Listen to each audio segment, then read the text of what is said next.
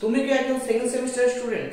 এখনো পর্যন্ত তোমার কোচিং প্রিপারেশন হয়নি, পাস করবে কিনা সেটা নিয়ে তুমি চিন্তিত?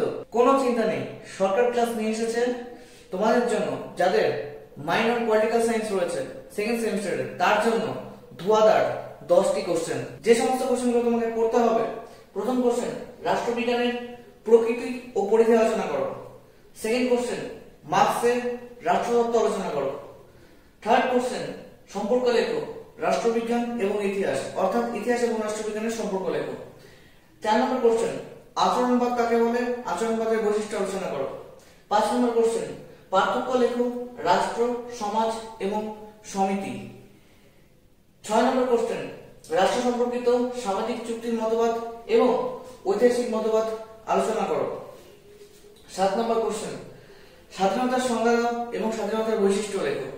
8 নম্বর কোশ্চেন, ন্যায় বিচার কি, ন্যায় বিচারের বৈশিষ্ট্য লেখো।